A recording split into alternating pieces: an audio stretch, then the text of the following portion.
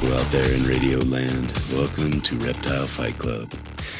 I am Justin Julander, your host, and I am a little under the weather, hence the nice Barry White style voice tonight. But hopefully we'll get through this all right. And, you know, those darn viruses, somebody really should do something about those. But unfortunately, the NIH is shut down, so us virologists can't do much right now. So, all right. Well, anyway, politics aside, how's it going, Rob? I'm good. I am good. Excellent. Yeah. And tonight we're joined again by a longtime participant and listener of the podcast, Billy Sveen. How you doing? I'm doing well. Dr. Billy. Some of those same NIH issues, but other than that, I'm not going to get into it because that's what we'll spend the whole night on. But we could just switch the debate to what the indirect cost rate should be. But no one else will care. Don't get me started on that one. Yeah, that's a barrel of monkeys that I don't want to play with. Yep. Hopefully we'll be back to normal here soon. But anyway, this might be a full-time gig here soon. We'll see. Full-time podcaster. We might want to get some sponsors or something. Bring back Mutton's powerlifting gloves and Gushers. I think they were in the mix there. But anyway, so we've got a winter wonderland happening here. So I don't know. How are you guys doing? Things going well? Yeah, at least you're not on the class 3 kill storm yet. So that's good. At least let's keep it that way and stuff. It's been cold here as well. There wasn't a lot of talk this time about polar blast, Arctic blast or whatever, but nevertheless, still sort of similar highs in the high single digits, low doubles or whatever. But maybe we're picking up. I don't know. Yeah, it was weird. I don't know if you guys had the whole 50 degrees a couple weeks ago and then down to 11, but it's crazy. I think just that swing is the most miserable part. You're like, shorts weather. And then, it's back to Arctic blast. How are things out? The Minnesota version was like 30 degrees a couple weeks ago and now back down to 0. So. Gets a little icier up there, doesn't it? Mm-hmm. Yeah. Crazy.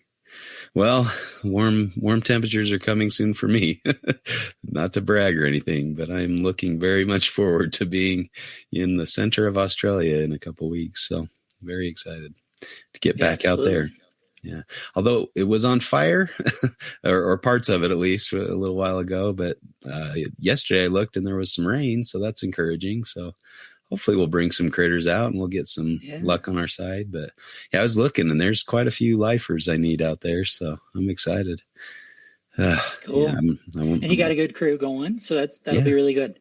Yeah. I'm looking forward to getting out with those guys and doing some herping. And we had Nick Vine on here a little while ago, and he's going to come and join us too. He's going back over to school, and so he's going to meet us, and I think he's going to meet Jordan and drive up from South Australia. So cool. Kind of cool. Yeah, I'm excited to meet him in person and see what he's made of out in the herp field. So I met him in person at IHS this summer. Cool. Yeah. And he's delightful. He's really fun. Nice. Yeah. Seems like a great guy. Yeah. So we really enjoyed having him on here. So that was a fun episode. Yep. Cool. Sure. And then just to maybe tempt you a little bit there, Dr. J, Aspen from your trip has accepted the offer in Reef, Florida. So, shoot. He might be replacing me. Yeah, right. Maybe that'll give you a second thought on it. Yeah. But, no, I would love to. I just can't swing it right now. I don't know. Not if I'm going to go look for other things with you, in the near future as well. I guess that's more September, right? Or later in the year. Well, so it's event, right? We got so many different things going. Yeah, but that's true. The one I'm thinking of, the one I'm thinking of. Yeah, September. So, but I don't know. Just want to get out to all of them if I could. But you got a lot going on this year. Well, I guess you're not going to Australia, so right. Yeah, there you go. So one Australia equals 2 or 3 domestic, I think. There you go. Yeah, right. Well, who knows? Maybe I'll have a lot of time on my hands here and I can go on all the trips. I just won't have any money. Anybody out there want to fund a herp. Right. Sponsored trips. Sponsor a herper. For just $2 a day, you can sponsor this poor herper. All right. Well, sorry. Man. Yeah, something's got me. But I guess it didn't really help much that I went and played water polo today either. So I thought it would clear me out a little bit, but it just made me like my oxygen saturation probably went down a bit. And I'm having trouble breathing, but what do you do? It was fun. All right. Well, herp collection's doing well. Everybody's staying warm. I think I might turn on my heater out there. The lights tend to keep it okay, but then it's getting kind of cold. So, but things look to be moving in the right direction, and I'm thinking we might have eggs here soon. I saw the female blackhead had ovulated, so she'll probably lay right when I'm on my trip. So yeah, that's the timing. So yeah, exactly. Either being laid or hatching. Yeah, exactly. I'll be out herping somewhere, I guess. But luckily, I've got a daughter who's pretty good with those things. And actually, the blackheads that I hatched out not this last season, but the season prior to that, the ones with the little eyes and the incubator malfunction, I've got a pair that is doing fantastically well, taking, weanling rats and growing pretty nicely. So they're doing great. So awesome. I don't know. I guess I don't know what to do with them. What do you do with those genetic anomalies that it's probably not genetic. It's probably more of a, in egg sort of thing. What do we call that? The doctor? Environmental. Yeah. Environmental So, congenital. I don't know if it's congenital. Not congenital. It's not congenital. It would be congenital because it would be due to the birth formation process, but that doesn't tell you whether it's genetic or not. Yeah. Inheritable, right? Yeah. I doubt it's heritable, but it's likely it's something congenital that occurred in the egg due to the malfunction of the incubator. So we'll see. But they're kicking. They're doing good. So I don't know. I guess they don't need eyes to really do their thing. That's one thing about snakes is most of them probably do just fine. I think that I was just reading the Bruce Means Stalking the Plume Serpent, and he talks about that population of island tiger snakes and how they all have their eyes pecked out because of the birds that they feed on the chicks, and the adults are pecking out their eyes and they're all blind and stumbling around the island. No, they're doing just fine and fat and happy. So for part of the year. I think I watched the Mark O'Shea that was on that, going back to that being on Amazon or whatever. I think it's got to be that same population because it's certainly tiger snakes going after those fledgling chicks or whatever. Chicks, there weren't, I don't know, maybe that's one of those things that gets overstated a little bit in terms of, none of them have eyes or whatever. Yeah, right. I don't know. He found plenty that eyes. So. Yeah. But they have some wounds and things, but not necessarily all, eyeless creatures. So. It makes for a better story if you're, right. You have a little more island population with no eyes. Zero of them have eyes. Yeah, exactly. So that's the way it goes, those stories. Yeah, I told you. Did we talk about that last time? I've been watching all the Mark O'Shea episodes and putting lizards down his buddy's pants, Brian Bush's pants or whatever. Like, come on, guys, at least show me the lizard before you. Yeah. All right. Well, so man, I better stop talking here soon. But today we're gonna Billy sent in a idea for the podcast, and we thought it sounded great. And we're always appreciative of Billy's great mind, and the things he comes up with are very interesting and debate worthy for sure. So thanks again, Billy, for the great suggestions and for coming on and doing the podcast. Yeah. It's always good for putting up with me. Sure. No. And so today's topic, we got a selection of a few, so we'll probably have you back on here soon, but is keeping things that are better for energy efficient captives. Does that sound right? Keeping things that are going to be more energy efficient. Should that be a consideration? And I think there's a lot of good, points on either side. So thought we'd give it a shot. So we'll debate if it's beneficial, if it's important, if it's reasonable to pursue that side, or maybe not so much. So we'll go ahead and Rob and I'll flip the coin and we'll see who gets to fight with you tonight. So go ahead and call it, Rob. My classic tails. Tails? It is heads. So, well, with the voice impediment, I'm going to go ahead and bow out to you this week. So I would love to, and I'm sure I'll jump in with some topics here or there, or points here or there, but I'll let you go ahead and take the lead. So, cool. Billy, why don't you call this one to see who gets which side? So, heads. It is also heads. So cool. 2 heads in a row. All right. What side would you? I will pick that we should be mindful of the energy use of our animals. Okay. Sounds good. And then I also get to pick order. Yep. Yeah, you can defer or first. I'll start. Okay. Cool. Sounds good. Cool. The floor. Yeah. So in part of what made me start thinking about this is that the way my practice of herpetoculture is that I essentially have free reign of what to do, but it has to be in this room. Yeah. And this room is also where I work. So I realized pretty quickly, when I moved into this house 3 years ago, the only animal I had at that time was the one ball python. Mm-hmm. And so I realized if I had a whole bunch of animals like that or warmer, I was going to be working in the 80s in my office at home, and that wouldn't be very attainable.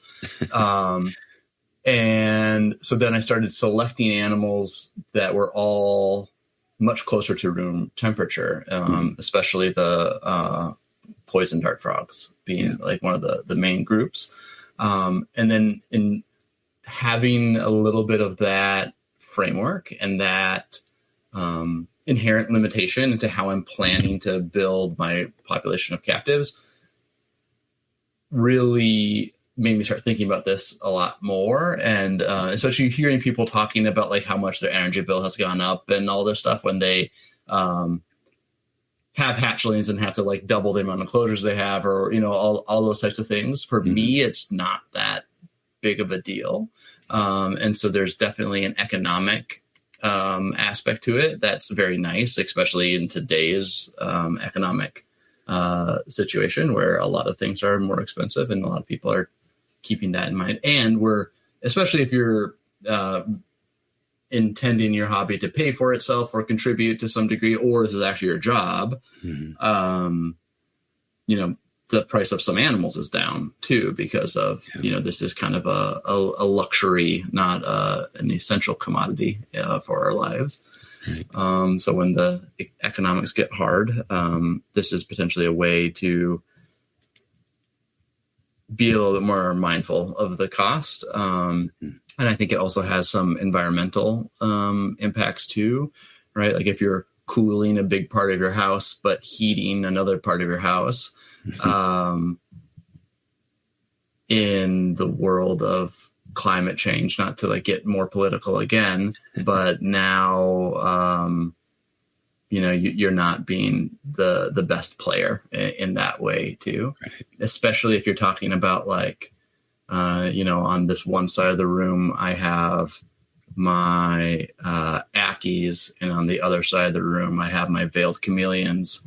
And so I'm going to like heat this side to over 120 degrees for a hot spot. And then at night, I'm going to drop the temperature down on this side while having the ceramic cooler. And, like you can do all kinds of things like that some people end up doing. And that seems at the baseline inefficient. And then is the argument, could you make an argument that it's actually not the right thing to do? Like morally, they shouldn't be spending that amount of resources in that way. Okay. I'm not sure if I'll go that far, but I think it's a thing. Yeah. It's a thing I think about. Right. Yeah. All right. To you. Sure.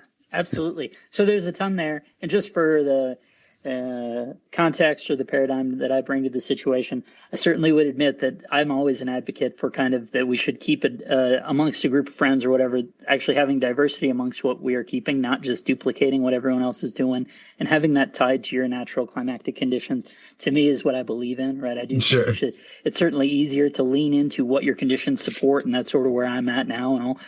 But I do think there's stuff to be said for here. So I think it's a good topic, and I'm happy to advocate those positions or whatever, but just for the context. Yeah, definitely. I think put you in the corner. fundamental thing, right, is the question of keeping what you like, right? And maybe here's one answer, right, is with enough time, experience, exposure to different elements, what's available essentially in the hobby, there probably is something that fits into your conditions that you'll like, but that might not be the thing that you first hear about, right? So just yesterday, a buddy of mine was saying, who's here in Colorado, was like blown away. I guess he had no exposure to the idea of chameleons as pets, let alone, the crazy colored panthers and this whole market right now. And it's kind of, he's saying, oh, these are super cool and it shouldn't, be that bad or whatever. And the alarm bells relative to my mindset are ringing, saying like, that is not an animal that I would choose as an easy, an easy choice, especially for not a novice animal person, but a new, lizard keeper or whatever. It was like, yeah, you can do it. There's going to be investment, fortunately, based on your other animal experience. We can talk through it. And when I say, oh, well, that's going to be $400 or $500 to get that set up appropriately and whatever, that wasn't that didn't shut down the situation. It wasn't like, oh my God, I can't believe that. It was kind of like, okay, yeah, how this goes. So that's not unreasonable. But to your point, right, and to the point of the question, it's kind of like, well, what are the inputs, the modifications you're going to have to make to the system? And that could be overall, right? Anyone who doesn't live on the equator, right? That's what we see with, keeping Indonesian reptiles outside in Indonesia works just fine. It doesn't work so great where the three of us live, right? So the energy input is a lot different, but depending on your location and where you're at. So what those things could be is going to vary widely. But I think that's really the big push against it, right? Is either like what you like what your friends like what the market tells you to like, and again, if there's a commercial aspect on your end, well, you can maybe do it more efficiently. If there isn't the purchasing market, it doesn't necessarily, at least you have to be in scale and, the appropriate scale, right? So Billy, to the extent that you're producing dart frogs, it's on a scale. So there is a market for those things. It's not like that's going to be an issue for you, but, simultaneously, if you were saying, oh, I'm going to do this on this massive scale, I'm going to be the new dart frog, I'm going to be the new Ranitomea guy or whatever, that market is certainly more narrow, but there's less supply. It's weird, right? Then you're in a space of saying the market is smaller, but there's less supply as compared to ball pythons or carpet pythons or aspidites or whatever it might be, where there's probably a bigger inherent market, but there's more competitors to supply that market. In terms of the environmental impact, I think there's really not that much argument on that point, right? Is to the extent you're working with something that doesn't naturally suit your in-room conditions, the more inputs you're going to put into that, there's a cost to that. And a lot of those are externalized. And I think we just have to try and make good choices. And to the extent that, our action, heck, even going on herp trips, Justin's going to Australia, there's an externalized cost associated with that activity. And you just have to be cognizant. I think just being cognizant of that and trying to appreciate the benefit that you're getting from that is, at least that's a positive step. At least it's a lot better than denying the impact and just, disavowing it. Mm-hmm. So those are my sort of instant reactions. Yeah. And, yeah. I want to throw in just a quick, a lot of this, keep what does well in your environment or the place you live. That's kind of, championed by Burt Langewerf. I remember conversations with him, and I always just like to throw his name out there. If you haven't heard about him, look him up. There's some books. I think Russ Gurley published some books on Burt Langewerf, but just a really ingenious and one who really went the distance on that idea. So sorry, I just want to throw a plug in for him there. Go ahead. Yeah, and I think that he's, not that I knew him personally, but in my awareness of him, he's a great example of like kind of the ultimate energy efficiency is keeping outside. Yeah. And so if you really want to push it farther, I should have gray tree frogs and tiger salamanders in big enclosures outside, right? And that probably would be awesome. Right. But I think the externalized costs of so many things that we do is really interesting and is really important to keep in mind. In the way I see it, at least, especially since this is very much a hobby and a passion for me, this is all luxury. And if the world starts running into significant problems, or like if my family starts running into issues, right? Like this is one of the first things to go. And I don't anticipate that. And I really hope that's not ever going to be the case. So, and to some extent, all of this is not selfish in like a negative aspect, but it's a self-indulgent thing that I'm doing. And so there's an externalized cost to that in time and resources. And so what does it change if I'm going from a 25 watt white light bulb to a 75 watt light bulb, right? And so I think there is that aspect of it. Another idea I've thought of, when there is inherent externalities, there's impact on the decisions that we make to the rest of the world for all of these things that we're choosing. And not just within the hobby, but like especially within herpetoculture, that the idea of like a carbon offsets. So you're gonna like a company that has to have polluting or environmentally damaging components to make what they're going to make. Like to make the car, they're going to need to pollute some degree. So they're going to minimize it, but the amount that they have to pollute, they're going to buy something, like buy and protect an area of forest, or buy something that will reduce that amount of carbon. So it's like buying the carbon offset in the market for that. I've had a little bit of that idea for herpetoculture, and the idea of,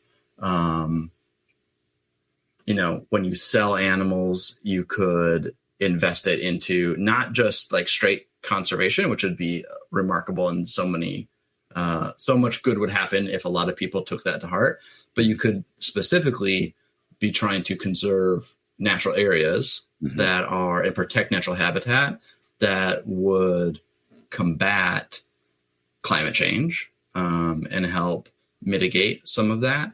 And I have no idea. And I do some of that. Like I help with some stuff that's going down in Ecuador, with conserving some land and buying preserves. But I have no idea if I haven't looked at the numbers at all to have any idea if I'm actually offsetting any of the demand that my frogs have. And I have no idea how to even do that math. But I think that kind of a mindset is potentially useful. And instead of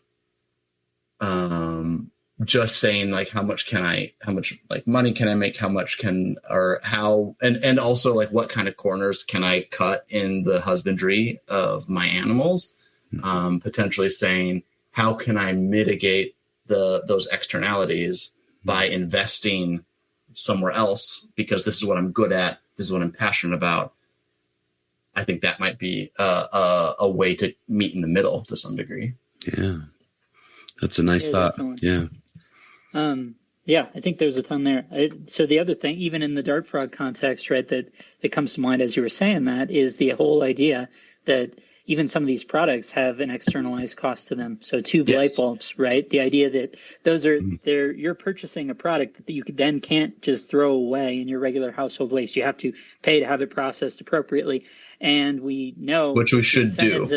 Yeah, absolutely. And we know the incentives of that system, right? Is that, yeah, absolutely, you should do that. We can promise that doesn't happen 100%. It does not happen. Yeah. And so kind of even how like the how ethical is that product, right? That is essential for a lot of what we're doing, but is that an inherently unethical product if you can't even dispose of it, right? Inherently, you can't even dispose of it in the way that at least some percentage of the users we can presume are going to dispose of it. Yeah. Let alone, the other rare metals and other things that people are using. The intake process, to get them into that product in the first place. Absolutely. Yeah.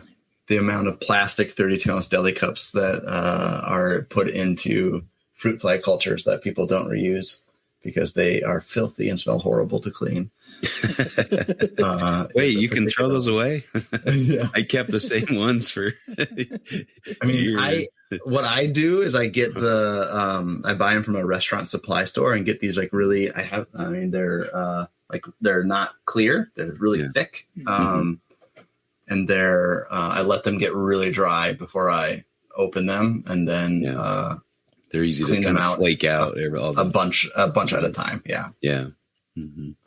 But there's all kinds of those externalities for sure.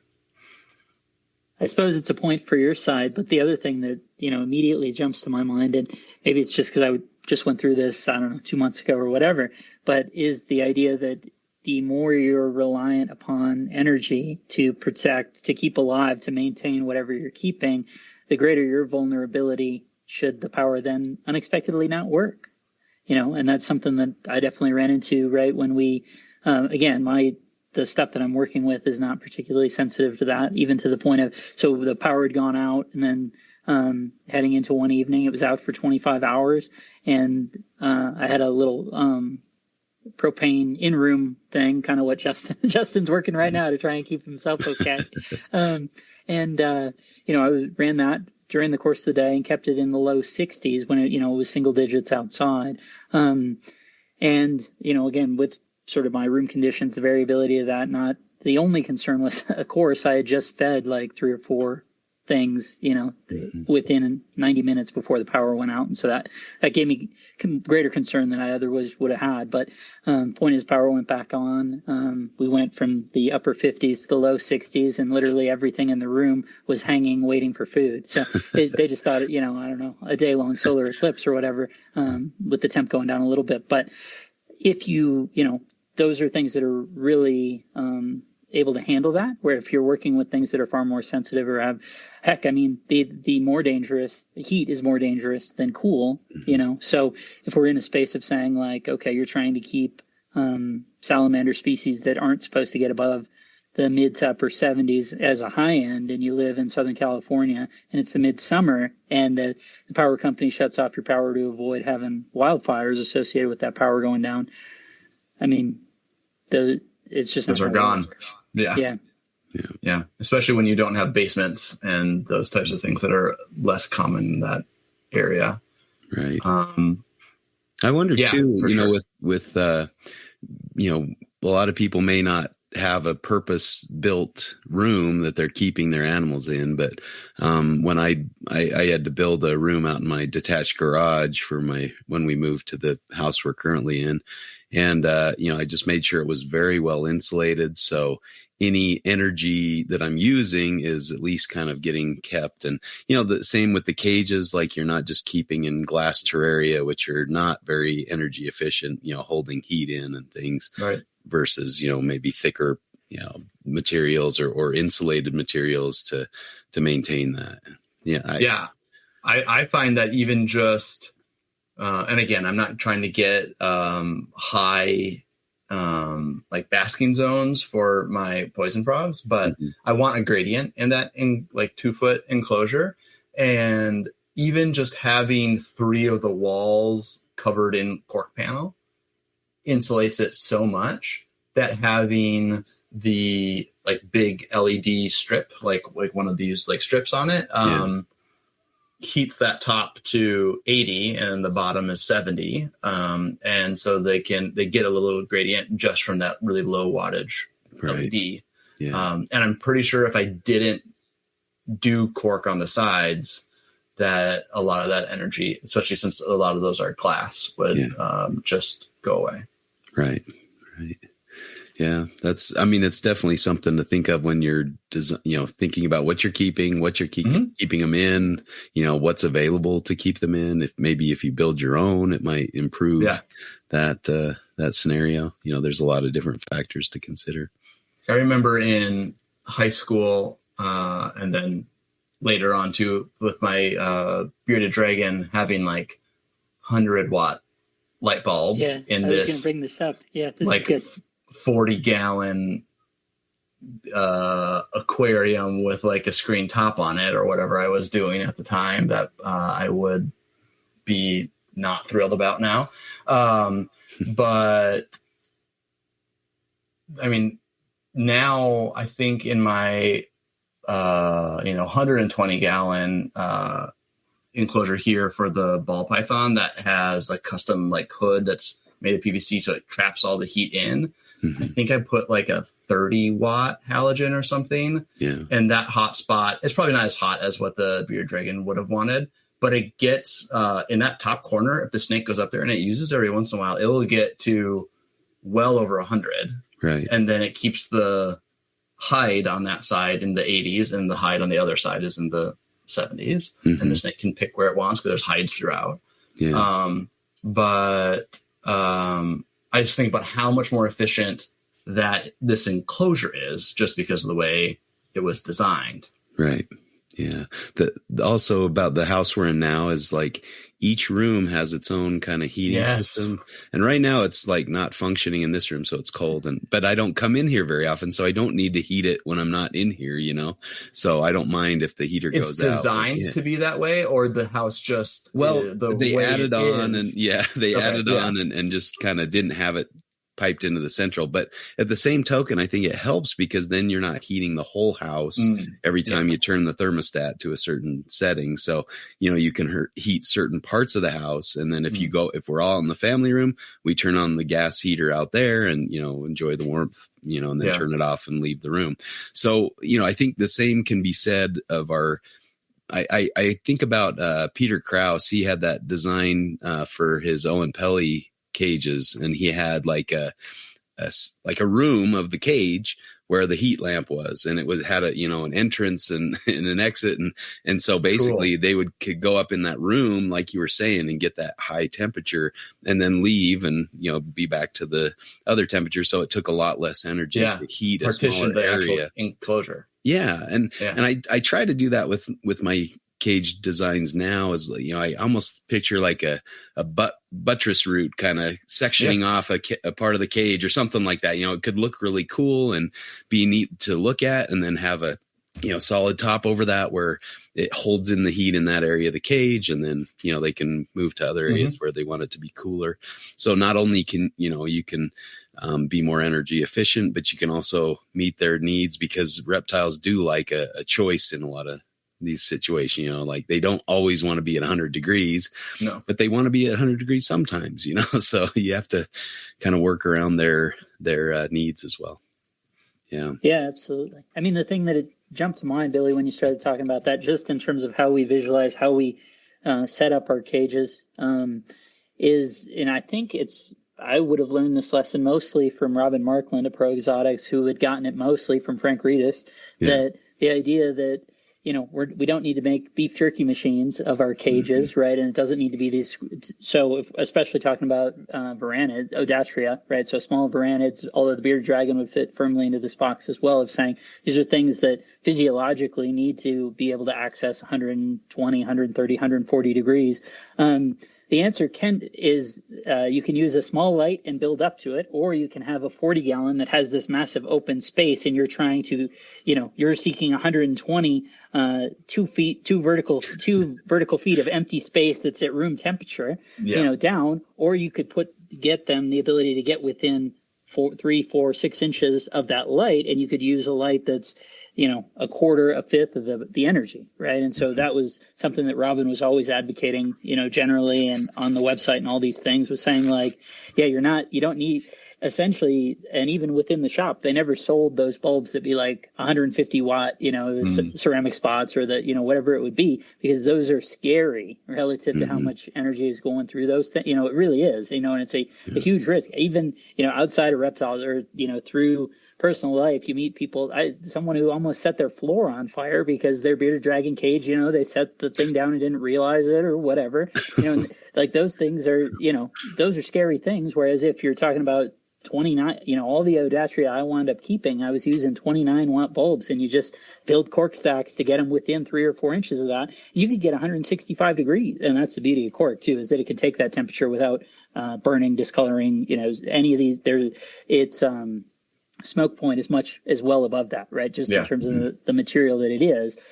So part of it speaks to, making conscious choices about that, not using some plastic hammock or something that's 4 inches away from a light that's getting 165 degrees. But, at the same time, and exactly to your point, Justin, just like we see outside, is like they do use it. It may be Glauerdii, right, would go and sit there and attempt, where its body was sitting. I would attempt that to 165, 170, and it would go sit there for, 5 minutes, and then go two layers down in the stack, and then go 3 layers down, and then it's back to the top. And that we've seen, that's what they do in the wild, right? Yeah. That actually replicates their sort of natural condition.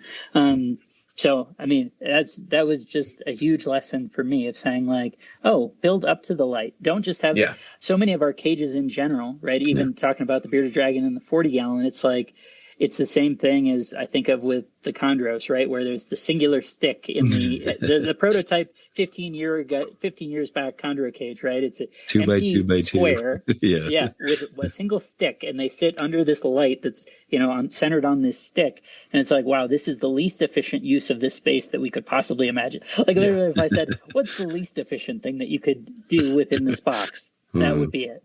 Yeah. And I think too, with talking about the cork and if we're incorporating some of these kind of passive radiant heat, when they can sit under the basking temp and they can absorb that heat, and then after the lights go out, they're radiating that heat, just like in nature. The rocks are radiating heat, and sometimes that's very unpleasant when you're herping in Texas and it's 100 degrees after midnight, and because the rocks are just blaring heat, that they've soaked up during the hot sunny day. But you can incorporate those kind of things as well. Fake rock work and stuff like that could definitely contribute to having that heat last longer than the lights on. Yeah, I mean, I think about having like insulating stuff around the outside of the enclosure to keep the heat in, and then the basking spot for my snake and for my little day geckos are like very heat resistant, as you say, like cork, really like natural wood, and like some foam panel stuff that I put like dry lock stuff over top, so that it won't get to like 200 degrees when it's only like a couple inches from the light. But then down at the bottom for the snake, I have slate panels, like a tile, like a slate tile that's for like landscaping that I've broken up and put on top of the hide, so that gets unnaturally, or not unnaturally, very naturally, it gets disproportionately warm compared to its surroundings, because it's a conductor of the heat. So I think playing with that is another good way to design to be more energy efficient. Right. Yeah, and incorporation of leaf litter, right? So using soils and leaf litters and those sorts of things. Definitely the thermostability of those products as compared to newspaper, paper towels, or just the bare bottom tub or whatever it is, right? Obviously, you're maximizing every every little bit all those inputs. You're maximizing them rather than just sort of. I do think there's certainly something to this, that there's a lot of sort of trivial waste that's just sort of accepted as a byproduct of what we're doing, so I do think it's actually really adroit to call that out. And I think I hadn't really thought about this for a while, the danger of these really high wattage bulbs, I wonder, I asked my parents when they sold the house that I grew up in, what they ended up doing with that hole in the carpet in the middle of my room, where I set down probably 150 watt incandescent bulb, because, it was a front opening or a top opening aquarium, and the light was sitting directly on top of it, and the animal would be 2 feet below it or whatever, right? And so I'd have to lift it off and set it on the ground in order to take the lid off to feed. And I didn't turn the light off one time, or I didn't put it back on right away or something. And I remember smelling the smoke and going up there, and it didn't light on fire, but it burnt a hole in the carpet. Yeah. So I had to rearrange the whole room so that my bed would be over the top of it. And that wasn't in my mind. I was probably like 12 years old. And so, lived the next 6 years in that house with my bed, particularly in the middle of the room on top of that hole in the floor.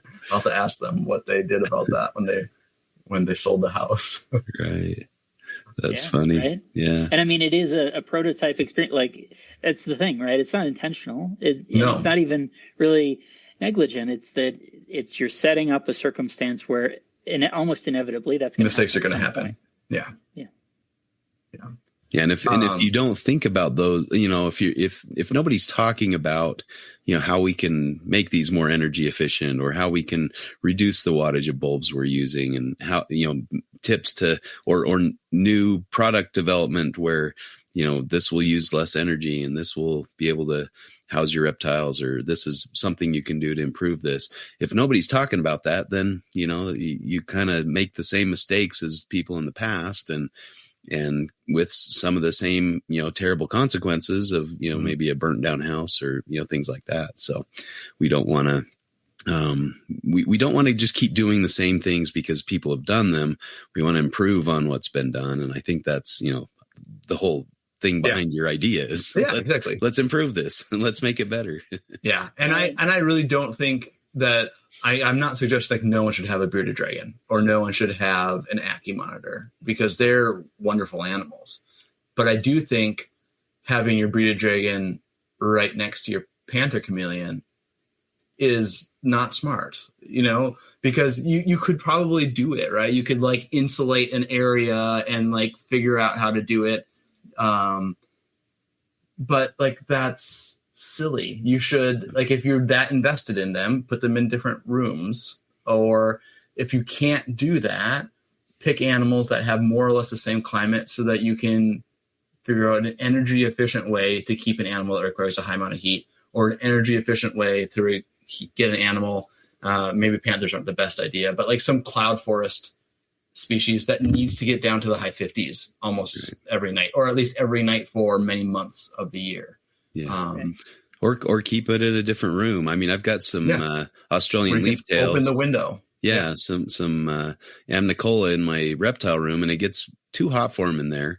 I mean, they survive, and I try to keep them in a cool area of the room, but I'm just like, this is too much for them. I just need to move them out of the room. So I'll move them into my podcast area because it stays nice and cool down here in the basement, So just making those changes when you can to make it more energy efficient and helpful to the animals, for sure. Well, and I think the other thing that this calls to my mind is, I think we had actually, Billy, when you were on, maybe the last time, we were talking about keeping sort of smaller things rather than larger things, right? Yeah. And so this fits into that same box when we're having this conversation, because all the things where I'm talking about, singular bulb, singular 29 watt bulb and all this stuff, all of that is Odatria, or at least maximum size of like a big Odatria and smaller, where that singular bulb is sufficient for them to manipulate their core temperature with that single bulb. If we're talking about things that are bigger than that, where they're going to try and heat up their entire body, their physiology is to just plop under it and try and get to their ideal core temperature based on that. They will burn themselves. One light bulb on a sufficiently large animal isn't enough for them to do that, but the way their exposure works, they're just going to sit there and burn that singular spot to try and achieve that result. They're not going to, now I creep forward 3 inches and then, get this effect. So you have to use a bank of lights, and that was Robin's whole thing relative to blackthroats, ionides, that sort of thing. Yeah. But at the same time, I do think it's kind of a point against the practicality of those things, or reticulated pythons, or whatever, it's like chlora, or those big animals.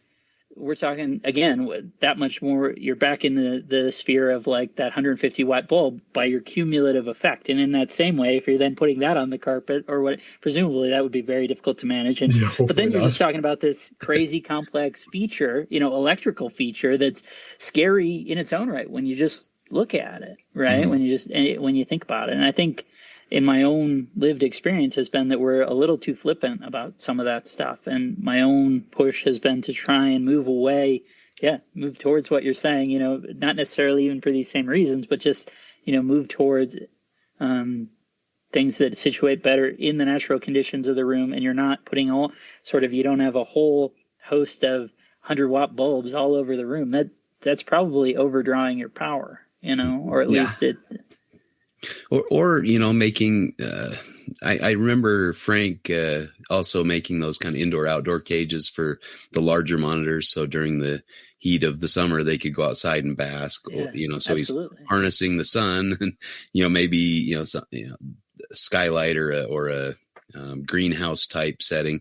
There's a guy in Utah that did a big greenhouse. The whole greenhouse thing. Yeah, it has a bunch of fish and snakes and things out there. So I mean, it can be done. It's just very expensive. So if you're trying to keep a lace monitor in Wisconsin or something, you're going to have a lot of challenges around that.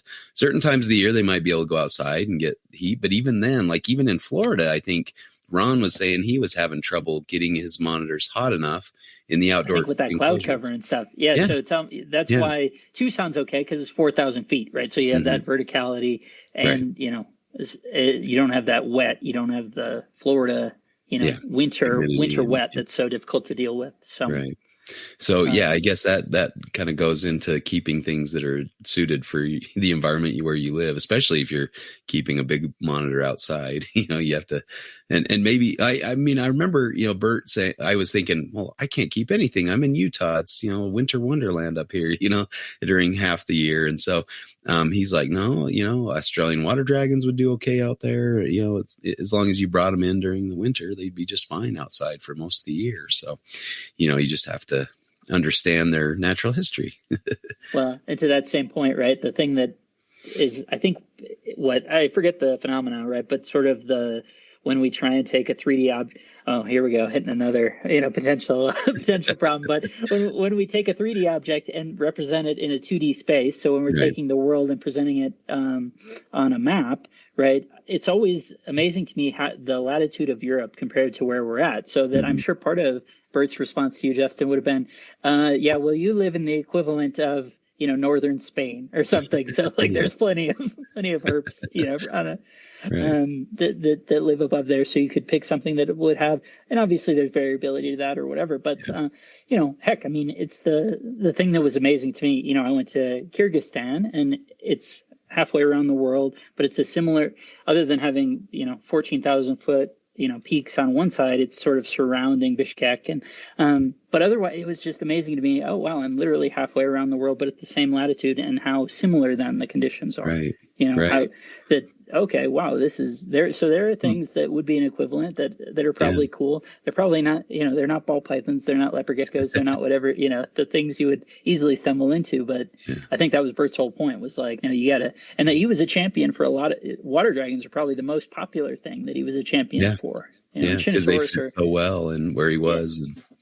And Chinosaurus are popular now, but they were not when he was championing. Right. Flying into New Zealand, Queenstown, it reminded me a lot of Salt Lake. We went up to a ski resort, during the summer there, and just the rocks and the alpine lakes, and I'm thinking this is just like Utah. If only we could get some of their herbs over here, that would be fantastic. They'd probably do really well in this area. Absolutely. Yeah, I saw someone posting a pair of capture bred, I'm going to say it wrong, Neltinus geckos. Yeah. Mm-hmm. Only $15,000. So that's it. If you want to grab those, you go for it. All you have to do And that's the thing when Justin, even when you said that, right, is it's like, okay, well, you sell it. And there actually is a guy who was just on the Not Another Reptile podcast. I mentioned this a couple times ago, right? But who has kept a variety of things. I think he's mostly a gecko guy and is, but he's, Asper was old news and all this stuff. So clearly he's always kind of been on the high end of this stuff. But that he's had a variable collection, but now I think he has 5 Maltinas. And that's it, But Justin, sure, you sell everything, and then you get the, do a pair of geckos and keep them outside, and that's true. And I think being able to keep animals that are like truly the natural environment of of where you live is the most energy efficient. Like being able to keep them outside and all that stuff. Yeah. But I think also keep thinking about it's very cold here, and there are herps that live outside, obviously in Minnesota, but the environment in our home is very subtropical, tropical, right? Like we're keeping it usually around 72, and we actually humidify to some degree because it's so brutally dry when we have the air conditioning on. And so keeping understory, forest floor, tropical animals actually fits quite well. It doesn't help if the power goes out. They're not tolerant into the 50s or the high 90s in either directions, both of which could easily happen in, half a day at different points of the year here. But they're energy efficient if the system's working as we've designed it for our comfort. Right. Mm-hmm. Yeah, absolutely. And I think another thing you had said earlier, Rob, about there's these common animals that are highly marketed that people know about. And so they're the animals that people start with. But then there's all these other animals that can fit these little niches that people don't know about. And so I think trying to perpetuate them and having a selling point be some of the energy efficiency with them is something that I think people could leverage even more than people currently are. Like I think of a lot of amphibians in that category. And this cave gecko that I have, that thing is cool. It's very secretive. And so we'll see, it's still so young. So we'll see if it gets a little bit more out and not hiding the second I walk in the room when it's when it's dark. So we'll see. But it is. I mean, it's awesome when you see it, and a very lively little gecko that essentially wants it room temperature, and the lights provide enough gradient for it. And so I think there's so many cool animals like that need, the gradient doesn't need to be very big. Yeah. I always kept kind of a little colony of Coriolophus cilius, the crested geckos in my office at work, and that was kind of the big thing with them is, you can keep them at room temperature, feed them a powdered diet. They're the easiest pet gecko to keep. And, that was, I think a lot of people were kind of interested because of that. They didn't have to buy certainly all the heat lamps and the special, they could do it with, a little more easily in Utah, and they didn't have to heat it or cool it or, all those kind of things. So, yeah. And it doesn't mean that you shouldn't have some lighting, and some, it's like, I'm not suggesting that people keep like a cave gecko in a completely unlit tub. Right. I'm suggesting, your LED and UVB might be enough to provide a vertical gradient because they can climb fairly well, or depending on how you set up, like a small, like microhalogen or something, right, to provide a little gradient. But that's nothing compared to even a leopard gecko of the same size that, is actually a very similar animal, just in arid, semi-arid instead of tropical, almost montane environment. Mm-hmm.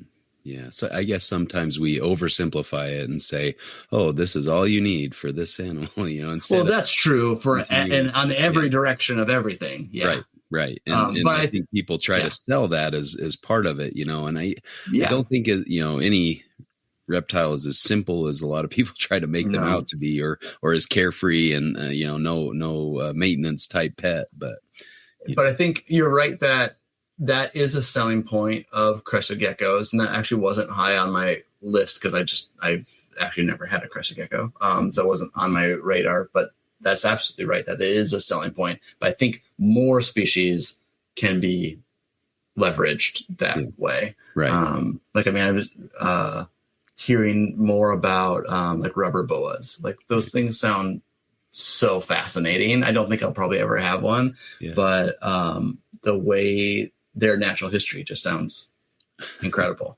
Oh yeah, they're in my backyard. Well, not technically, but just 15 minutes up the road, I can find them pretty readily. And I mean, so they're basking with snow on the ground. They're just crawling out, and it's crazy. They're pretty tough animals for sure. Mm-hmm. Yeah.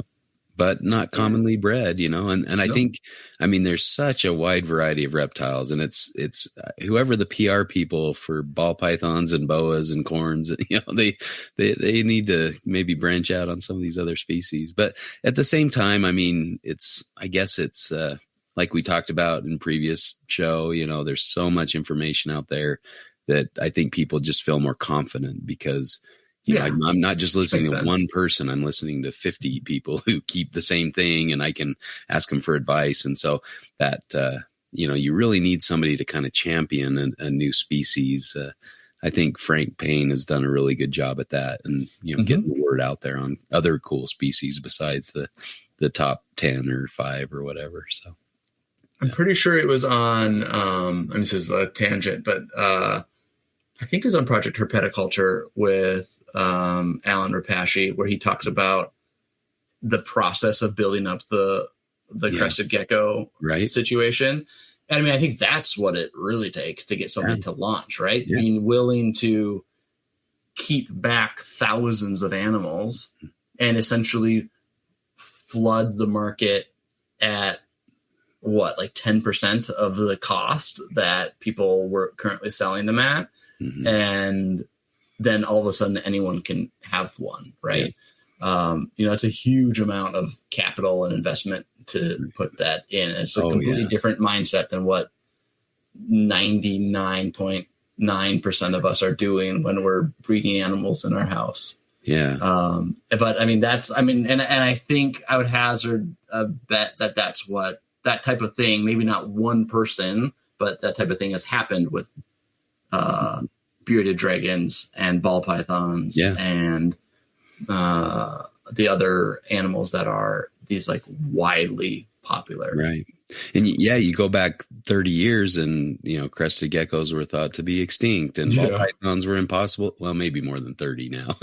I'm thinking of when I started 30 years before that. No one could get a ball python to eat. To breed and eat, and keep in captivity. They were horrible, they were trash snakes. They were just cheap imports that nobody wanted. And, that's definitely changed. And now they're touted as the best pet, python where, are people keeping them how they should be kept? Or, everybody has the hoop dreams of being the professional breeder that has a rack full of ball pythons. But, do we need a paradigm shift for that as well? Where, I don't know. It's crazy.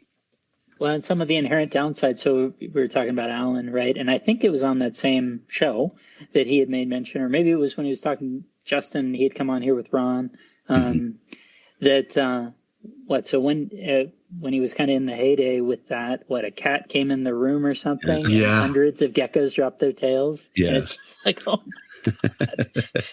It's a bad day out, Yeah, you almost need that kind of domestication process, like ball pythons and crested geckos. They're, I wonder how they do if you released them out in the wild, in their current state, captive bred state. It's pretty crazy how far they've come and how easy they are to keep and breed, and all the crazy, different patterns and color morphs and things. And I think that process, this is like lot of speculation, but I would imagine that process was accelerated for crested geckos being bred at that industrial scale by one person. Yeah. Right. Like there's no way. I mean, he specifically talked about selecting for some things, like selecting for them to not drop their tails. But then he's selecting for other things, certainly. And he's doing it within his own bloodlines and then flooding the market with them. And so that's like hugely impactful that to make them have that genetic drift from their founding group in New Caledonia. Right. And not only the breeding of the animals, but, presenting a diet for the animals. Yeah. And so if you simplify that down to some degree, and so now it's the animals that tolerate that diet, that tolerate this temperature, that thrive, and they're the ones that are going to continue to reproduce. Or even when you're talking about thousands of geckos, the ones that reproduce twice as fast are going to become the winners. Yeah. And we have that, unnatural selection in our herp rooms, and we're deciding who they're breeding and what they're producing, and that kind of thing, how often they're producing. And if they don't have desirable color traits, they kind of get rotated out or sold off or whatever. So it's really an interesting process to see how that comes to pass. And it doesn't happen very often. I mean, I think that's why there's the big 5 or 10 or whatever, that others could be in that, but they just don't have something's missing. They don't have the appeal, or they don't have the following, or they don't have a champion, or they haven't been produced in numbers where people can't avoid them. But I think like geckos are probably what I know the most of, geckos and frogs. But like I think about some small hardy geckos that would be just as competitive as like leopard geckos. Yeah. Especially if you go back in time before there's all of the morph craze about it. Yeah.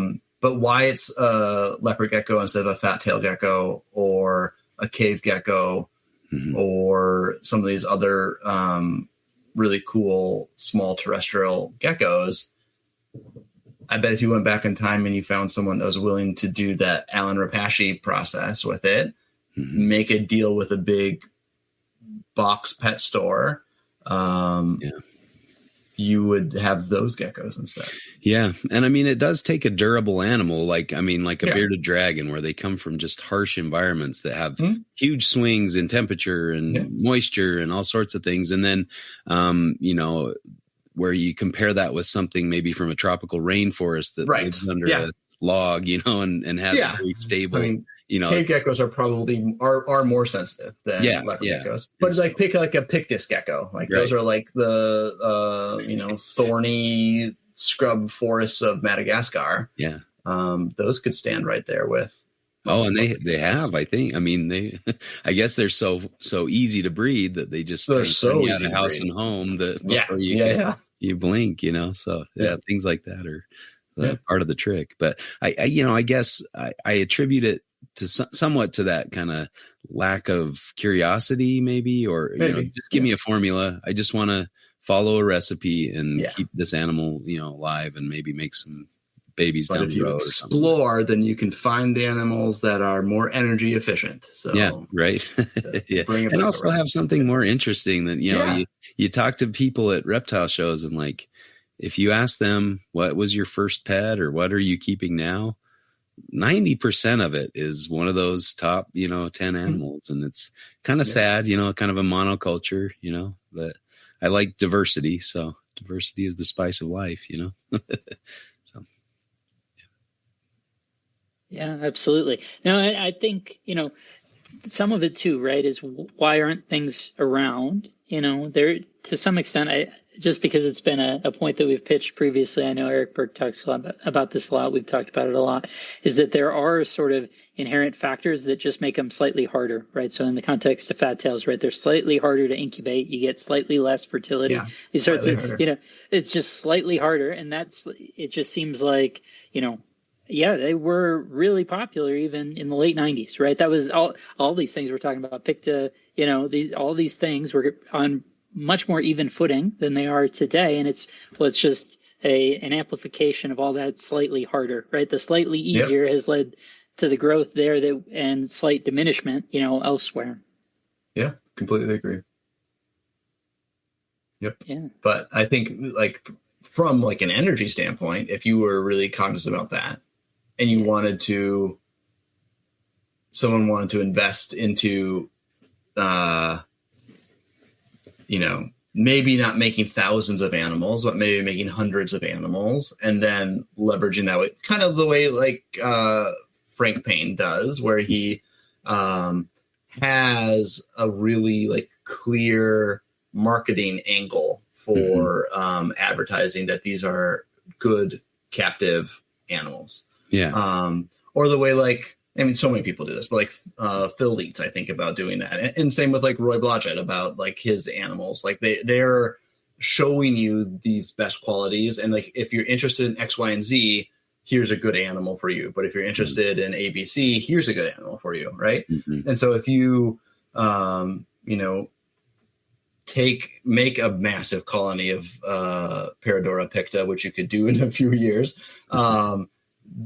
potentially you could show how, needing a smaller heat spot and being half the size of a leopard gecko, maybe you want one of those instead. Right. And maybe someone could do that. Yeah. But you have to have that kind of foundation around it too. Like, sure. They are smaller, but they also require pinhead crickets instead of the ones you get at the pet store easily, like those kind of things where when you're breeding them. Yeah. That's true. Yeah. Or you're trying to sell babies that are, eating small meals or what, that's true. But, the other thing I think that Frank in particular, I don't know if he's still in league with the cage manufacturers, right? That in terms of making it was those cages out of the political yard sign stuff that then would go on the Baker's Rex or Leap. Yeah, the Leap. Yeah, right. I don't know what they're doing. Yeah, I'm not sure if that's still a thing or not, but they haven't updated their page in a while.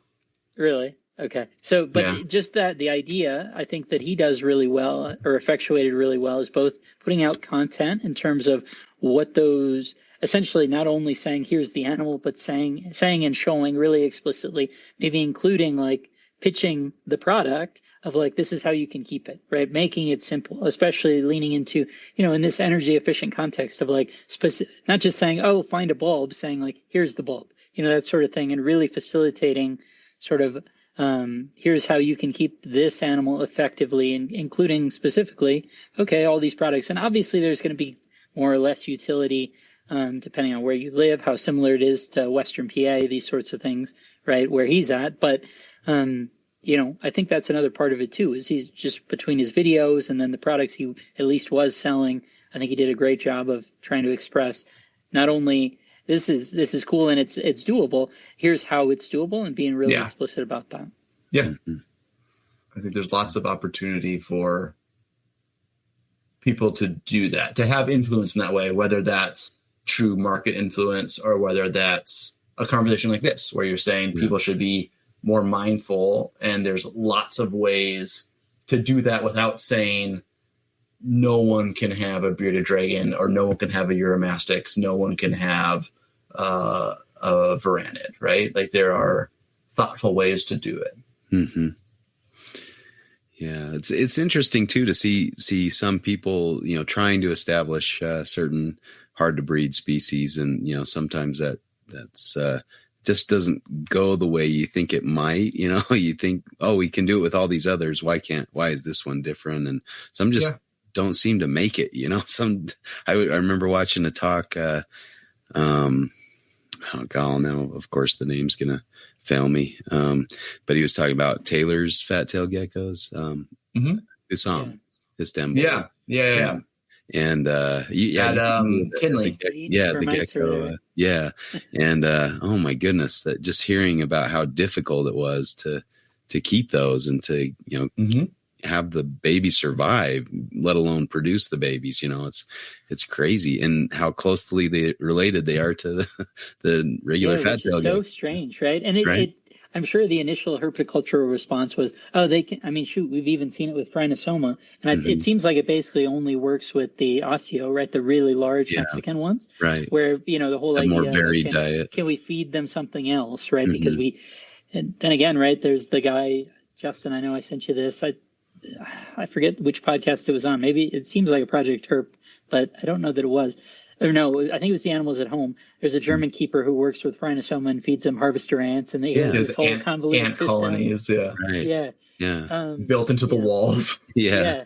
I thought about that in the context of the thorny devils. If you could establish their food source, and then but sorry, I didn't mean to cut you off. No. Where I was initially thinking is, I think the initial herpetocultural response is, sure, they do that in the wild, but we can get them to eat crickets or whatever. Yeah. And, Taylor I being an example of like, no, that won't work, or Phrynosoma, say of the Osseo or whatever. No, that's not going to work. Like physiologically, they've spent millions of years evolving to do this thing. You can't just say, sure, but we kind of do that with snakes, but I think snakes are more plastic on this than a lot of those species. Or at least some of them. Some of them are more plastic, where we'll say like, oh, well, we can still feed them mice, or oh, now you just feed them hairless mice and it's fine, or whatever. But maybe not some of those really small fossorial snakes that really only eat.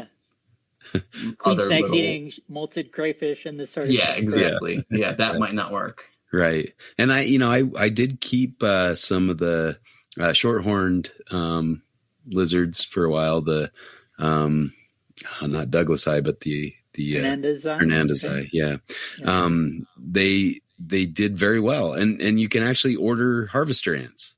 So I would just purchase harvester ants, and it wasn't difficult. Like, you just keep the tub of 1,000 ants or however many they sent you in this plastic container. You keep that in the fridge, pull out a few. Don't let them land on you or sting you or bite you, because it's very painful, and then throw them into the horned lizard enclosure, and they'll eat them. And, life's good as long as you can keep the ants contained, and, Sounds ready for Petco. Exactly. That. So ready for mass marketing and mass production. Yeah, there is a way to do it, but is that for everybody? Probably not. Is that for Joey who wants a lizard and he's begging his mom? Absolutely not. Like, is it for people who really want to put in the time and effort? And even then, like, where I failed was their brumation. I'm terrible at brumating lizards for some reason. I don't know what I'm getting wrong, but so I lost a few, and they actually, a couple of the ones I had collected had babies. And so I sent them off to Steve at the zoo. He was gonna see how if they could house them or keep them or whatever. But they collected some ants that had been poisoned or something, so it didn't work out well. But anyway, the idea that you can do it, but it's a lot of pain, a lot of anguish, and a lot of difficulty to keep that going strong.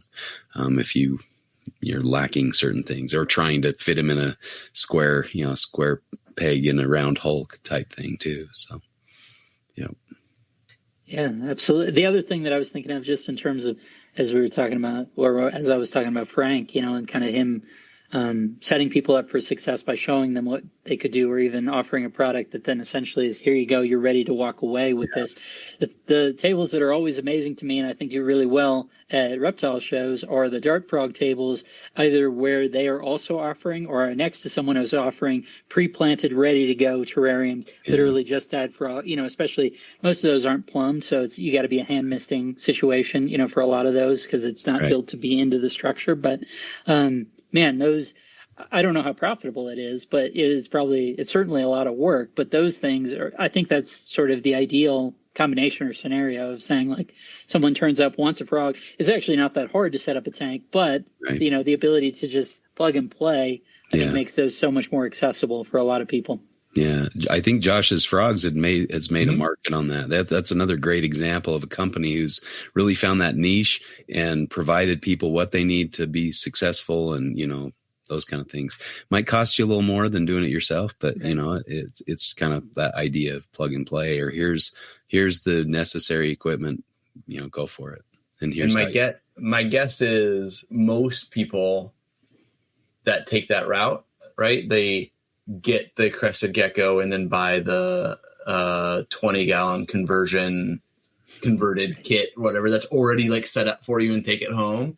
Yeah. Either that's where it stops. They're a person that has this gecko for a decade and they do a great job, and like that was their experience with reptiles, or they decide to expand it and they don't keep doing that, right? They'll realize they want it drilled. They'll realize they want the ventilation different. They'll realize that that acrylic door it scratches, and they want it to be a sliding glass door, or, so like they'll learn that, buying this for $200 was a deal for convenience, but like, actually I want these different things. The uniformity of a room, right? Even we get into that, right? That's always on top of the aesthetics. It's like, there are people who want everything to be the same, and then you have other people where it's just everything is a mishmash or whatever, and it's, personally that would drive me crazy. I don't know, but it's personal taste, right? Yeah. And it's kind of, Billy, even looking in your room right now, that's probably more your style, is the eclectic, all over the place, but it fits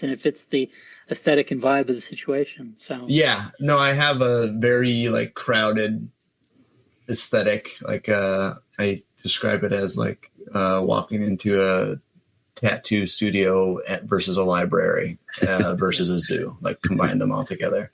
Right. But it does actually kind of drive me crazy how my enclosures aren't efficiently set up in the space. And so it's potentially a project for this year is to take down this bookshelf and start consolidating things. But we'll see. And that's the challenge too, is once you've kind of committed to something, to converting the whole room to something else is monumental sometimes. And it's just like almost too daunting to undertake. So, I've been trying to chip away at my reptile room to make it, larger cages, larger, enclosures for the animals and things. And it's difficult and it's slow, and I'm impatient and I want it to be done, and so, and then if you decide to put in some fake rock work or, then it's a whole nother time consuming event. And sometimes it's easier just to, chuck it all and start over again, or, but. And from like an energy and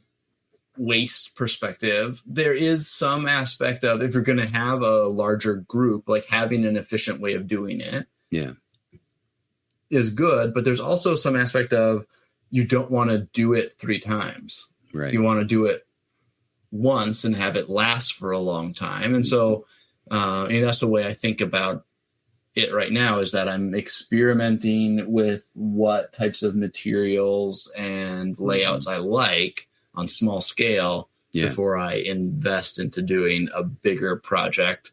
And then I'm going to start with, half a wall, not 2 full walls or something, right? That makes a lot of sense. And then we'll figure it out, because doing it to decide that in a year I need to redo it again is not energy efficient. Right.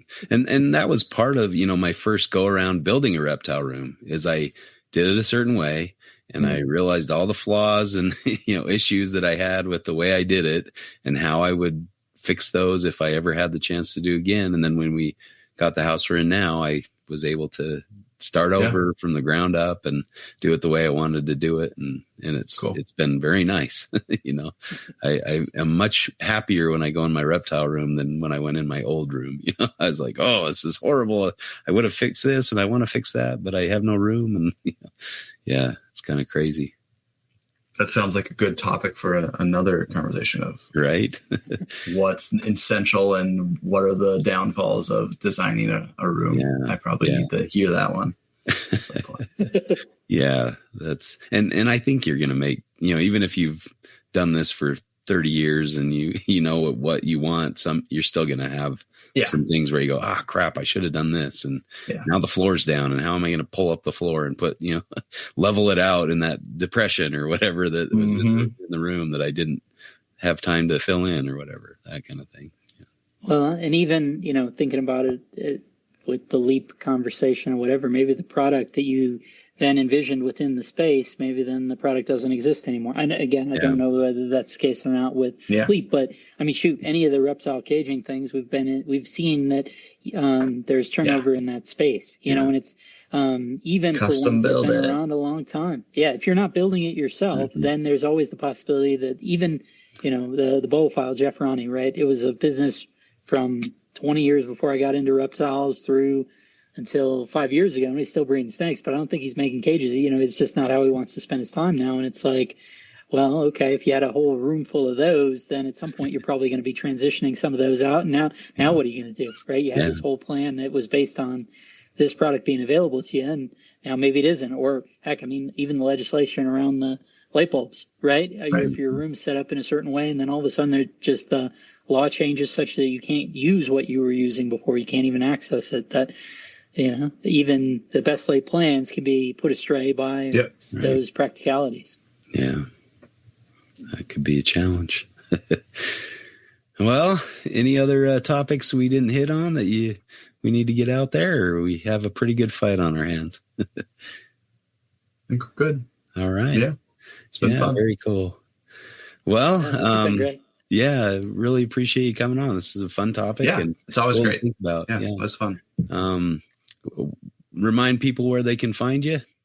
Yep. On Instagram, Creepers Herpetoculture. So the, you know, but that Greek root of herpetos is to creep. So Creepers Herpetoculture on Instagram is the easiest place. It's technically also on Facebook too, but I don't check that very often. All just goes to my Instagram. Yeah. Cool. Yeah. Happy to chat with anyone there. Yeah. Nice. Well, any cool things that you guys have seen in the reptile world? Any new things you've learned or cool things you've seen?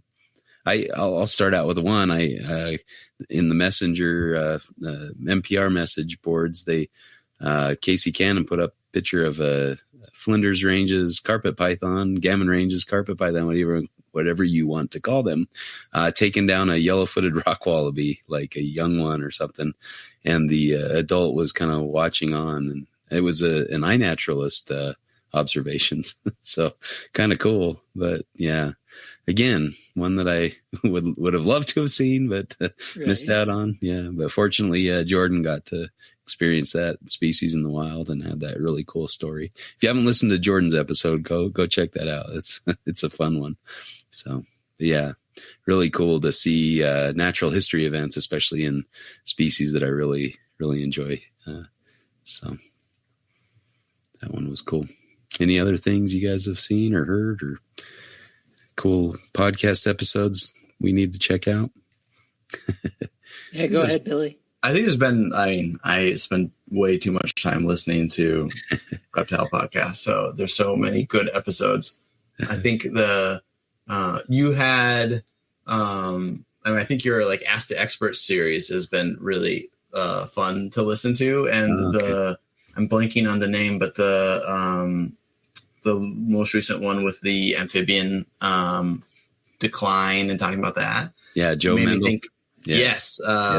Made me think of an Amphibicast episode recently where they had someone talk about the Sierra Nevadas and how chytrid moved through that area and a little bit of light in the darkness of being able to find subpopulations that resist and persist throughout the infection and how you can essentially naturally propagate them. And, you don't like make the arc, you go out and you find the animals in the wild and you move them and you repopulate ponds is what they're doing the Sierra Nevadas. And that was really cool. It's an amazing episode that I'd recommend everyone listen to. Check that out. That sounds really cool.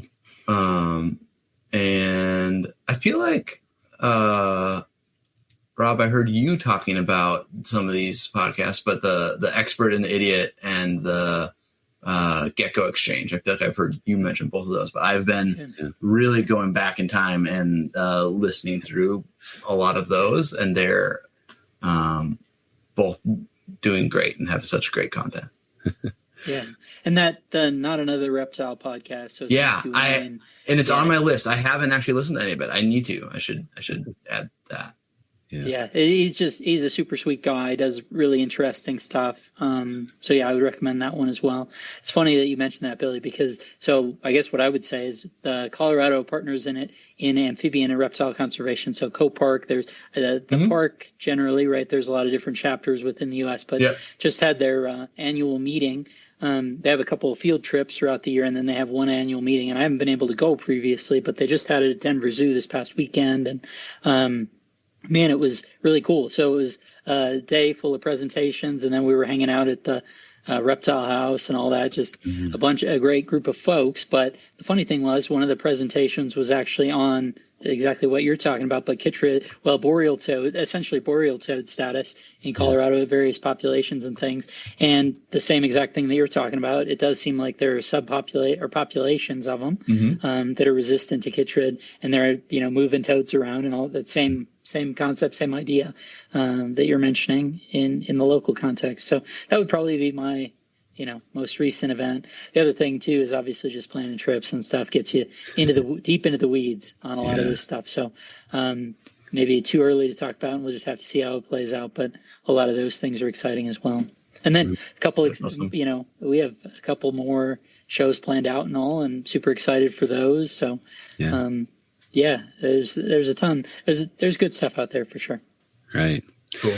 Well, and speaking of which, we appreciate everybody listening here, and thanks for your support. And if you got any good fight ideas, contact us. Let's get it. Yeah, take it to the mattresses. Eric's out enjoying the warm weather right now, looking at lizards out in the islands on a cruise. So hopefully he gets a nice relaxing trip, and this might be a little later because of that, but we'll see. So yeah, and I guess that's the reason he's not going to Australia with me, so I'm a little bummed out about that, but good on him for taking his wife on a trip. So more power to him. Sounds but thanks for the NPR crew for hosting us and being the umbrella that keeps us dry, and we'll thank you for listening. We'll catch you next week for another episode of Reptile Fight Club.